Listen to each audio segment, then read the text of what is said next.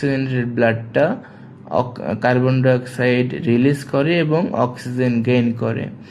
এবং যখন আমাদের শরীরে সেই অক্সিজেনটা পৌঁছায় আর্টারির মাধ্যমে, সে আর্টারি আবার কী করে বডি টিস্যুতে গিয়ে বডিতে সেই অক্সিজেনটা ব্যবহার করে সেটাকে বার্ন করে, বার্ন করে কার্বন ডাইঅক্সাইড রূপান্তরিত করে, এবং সেটা সরাসরি ভেনের মাধ্যমে প্রবেশ করার ক্ষমতা রাখে না, সেটা হচ্ছে ক্যাপিলারের মাধ্যমে আমাদের শরীরের ভেনে প্রবেশ করায়। এভাবেই superior vena cava, inferior vena cava, coronary সাইনাসের মাধ্যমে পুনরায় হচ্ছে আমাদের শরীরে সিস্টেমিক সার্কুলেশনটা সংগঠিত হয়ে থাকে।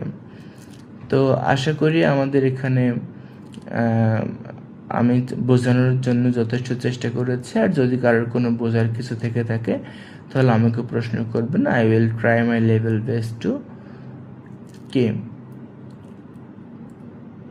Solve your question. Okay, thank you. তাহলে আজকে এই পর্যন্তই, আমি ক্লাসটা শেষ করতে যাচ্ছি। আর নেক্সট ক্লাস কী হবে আমি জানিয়ে দিব। আর আজকে এই পর্যন্তই, রাত অনেক হয়েছে, এখানে অলরেডি 3:08 বাজে। তো সবাই আমার জন্য দোয়া করবেন। আমি ফোনটা পাচ্ছিলাম না আসলে কয়েকদিন ধরে, আমি খুবই মন ভুল টাইপের। তো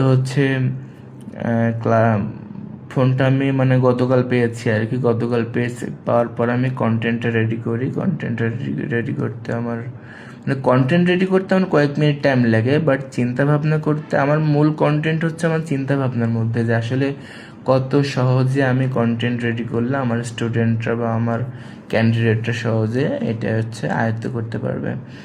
তো অনেকক্ষণ চিন্তা করার পরে আমি ছোট একটা ডেফিনিশন এবং ছোট একটা চিত্রের মাধ্যমে বোঝানোর চেষ্টা করি।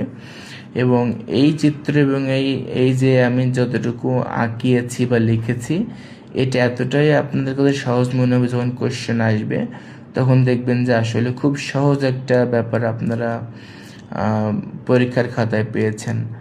তো ধন্যবাদ সবাইকে। আপনারা জানেন যে আমি কম পড়াই এবং সবচেয়ে বেসিক এবং কন্টেন্ট রিলেটেড আমি পড়াশোনাগুলো করাই, যার জন্য আমার স্টুডেন্টরা বেশি চান্স পায়। তো ধন্যবাদ সবাইকে, অনেক রাত হয়ে গেছে। আর যদি কারোর কোনো প্রশ্ন থেকে থাকে, আমি প্রশ্ন নেওয়ার জন্য রেডি আছি। আমি কি বলবো, I will try my level best to answer to you. তো আজকের ক্লাস এ পর্যন্তই শেষ করতে যাচ্ছি। সবাইকে ধন্যবাদ। আসসালামু আলাইকুম।